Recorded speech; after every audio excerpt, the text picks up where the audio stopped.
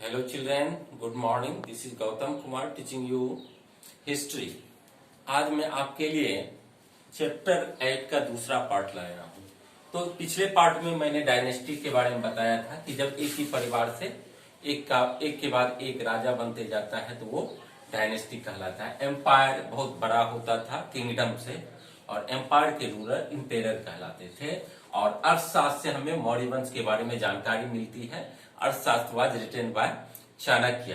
तो अर्थशास्त्र से हम राजनीति, प्रशासन आदि के बारे में जानकारी हमें मिलती है। और अर्थशास्त्र से हमें पटना के बारे में ढेर सारी जानकारी मिलती है कि कितने फाटक थे, ठीक है, वो सभी जानकारी अर्थशास्त्र से मिलती है। उसके बाद टैक्स एंड ट्रिब्यूट, टैक्स जो होता था वो टैक्स राजा के द्वारा लगाया जाता था। ऑफिशियल अपॉइंट किए जाते थे उसके लिए, और टैक्स ऑफिशियल के लिए आगे पीछे मैसेंजर लगे रहते थे।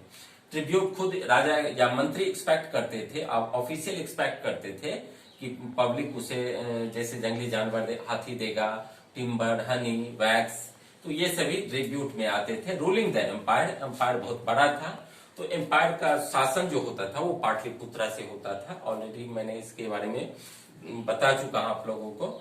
तो उसके बाद है मेगास्थनीज। तो मेगास्थनीज जो था ना, ये राजदूत था सेल्यूकस निकेटर का, और ये चंद्रगुप्त मौर्य के दरबार में आया था। इसने एक बुक लिखी इंडिका, जिससे हमें पटना के बारे में ढेर सारी जानकारी मिलती है। उसके बाद है कलिंगा वार। तो देखिए कलिंग आज जिसे हम मॉडर्न ओडिशा कहते हैं, तो अशोक के समय में ये राज्य था कलिंग, जो कि बहुत बड़ा साम्राज्य था। और अशोक ने इस पर विजय प्राप्त की, लेकिन बाद में नरसंहार को देख करके उसका हृदय द्रवित हो गया और उसने युद्ध नहीं करने का निर्णय लिया। यानी कलिंग वार के बाद कोई लड़ाई अशोक ने नहीं लड़ी। उसके बाद है इंस्क्रिप्शन। तो इंस्क्रिप्शन होता है शिलालेख, यानी शिलाओं पर या पिलर्स पर जो कुछ भी लिखवाया जाता है, लिखा जाता है, वो रिटन फॉर्म कहलाता है इंस्क्रिप्शन। जैसे अशोक के 14 शिलालेख हैं, और शिलालेख में लिपि जो यूज हुआ है वो ब्राह्मी था, और भाषा जो थी वो प्राकृत थी। तो आम लोग भी उनके संदेश को समझ सके, इसके लिए अशोक ने ऑफिशियल अपॉइंट किए थे, और वो प्रजा को समझाते थे कि इसमें क्या लिखा हुआ है। जैसे अशोक के 13वें शिलालेख में कलिंग युद्ध का वर्णन है। तो इंस्क्रिप्शन का मीनिंग होता है शिलालेख, जो 14 है। उसके बाद है धम्म। तो धम्म देखिए, ये संस्कृत शब्द धर्म का जो है प्राकृत रूप है, यानी धर्म को प्राकृत भाषा में धम्म कहा गया है। अब अशोक का धम्म क्या था? अशोक ने का धर्म ये था कि हम किसी जीव जंतु के साथ हिंसक व्यवहार ना करें। हमें बड़ों को रिस्पेक्ट देना चाहिए, एल्डर शुड बी रिस्पेक्टेड। उसके बाद हमें जन कल्याण के कार्य करने चाहिए। तो अशोक का धर्म जो था ना, वो एक मानवता का संदेश था। और पूरे वर्ल्ड में अशोका इसलिए ग्रेट है क्योंकि उसने कलिंग को जीतने, इतने बड़े साम्राज्य को जीतने के बाद फिर उसको स्वतंत्र छोड़ दिया, उसको उसका अधिग्रहण नहीं किया। इसलिए अशोक यूनिक रूलर कहा गया है। तो अशोक का धर्म जो था ना, अशोक का धर्म था कि हमें एक दूसरे के धर्मों का सम्मान करना चाहिए। ऐसा नहीं कि हम सिर्फ अपने धर्म का सम्मान करें या दूसरे धर्म को निंदा करें। यदि हम दूसरे धर्म की निंदा करते हैं तो इसका ये अर्थ हुआ कि हम धर्म के महत्व को या धर्म के विषय के बारे में नहीं जानते हैं। तो अशोक का धर्म, अशोक शुरू में क्या थे? अशोक जो थे वो ब्राह्मण धर्म के अनुयायी थे। He was the follower of the Brahmanical religion. उसके बाद later he became a Buddhist monk. उसके बाद वो बौद्ध धर्म अपना लिया, और क्या हुआ कि उसके बाद वो बौद्ध धर्म के प्रचार प्रसार में अपना सारा समय लगाया। इसलिए अशोक को मौर्य वंश के पतन का कारण माना जाता है, लेकिन पूरी तरह इसको नहीं माना जा सकता। हाँ, इतना हुआ कि अशोक ने जब बौद्ध धर्म अपना लिया तो जितने भी ब्राह्मण वर्ग थे वो अशोक से खफा हो गए और वो उसके विरुद्ध हो गए। अब जब अशोक ने बौद्ध धर्म अपना लिया तो उस समय क्या था कि साम्राज्य में या प्रांतों में ढेर सारी समस्याएं आ गई। क्या समस्याएं आ गई कि लोग तरह तरह के धर्म अपनाने लगे।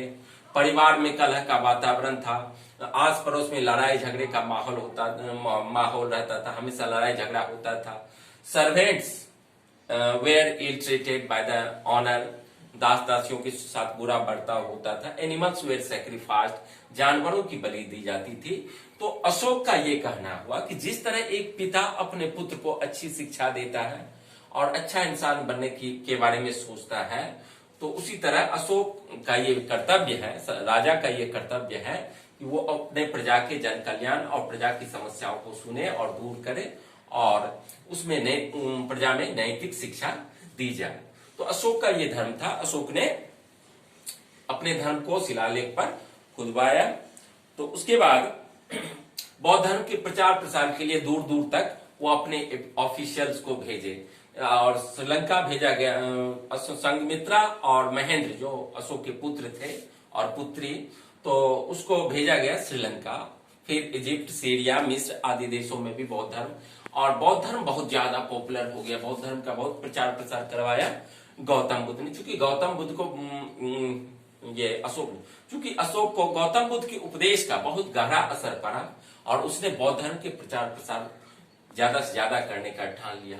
उसके बाद अशोक ने क्या किया, ढेर सारे जन कल्याणकारी कार्य किए, जैसे सड़क के दोनों ओर छायादार फलदार वृक्ष लगवाए। एक हुआ, दूसरा वो क्या था कि वो जगह जगह जो है औषधालय का निर्माण करवाया ताकि मनुष्य के साथ साथ जानवरों को भी दवा दी जाए।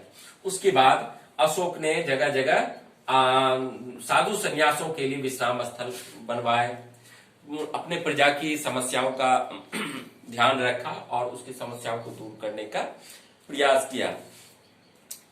तो ये सारी समस्याएं थी जिसे अशोक ने बखूबी दूर किया। अब अशोक के मौर्य वंश के समय में ये पाटलिपुत्रा जो था वही राजधानी थी और ये सेंटर था जहां से सभी प्रांतों पर शासन किया जाता था। इस समय जितने भी फोर्टिफिकेशन का प्रचलन था महाजनपद काल से ही, तो मगध एक पावरफुल किंगडम था और मगध ने और अन्य कई राज्यों पर आक्रमण करके अपने साम्राज्य में मिला लिया। यानी मौर्य वंश में शासन जो था ये पाटलिपुत्रा में था राजधानी, और यही से शासन होता था सभी प्रांतों में। टैक्स वसूले जाते थे, उसके लिए ऑफिशियल अपॉइंट किए जाते थे और उसके पीछे आगे पीछे जासूस लगा दिया जाता था। तो अशोक का ये कहना है कि हम मानव क्या जानवरों तक के प्रति हमारे अंदर जो है दया की भाव होनी चाहिए, यानी treating all creatures with compassion. उसके बाद है गिविंग गिफ्ट्स टू ब्राह्मण एंड मॉन्क्स, हमें ब्राह्मणों और साधु संन्यासों को दान देनी चाहिए। उसके बाद रिस्पेक्टिंग वंस एल्डर, हमें अपने से बड़ों का आदर करना चाहिए, सत्कार करना चाहिए।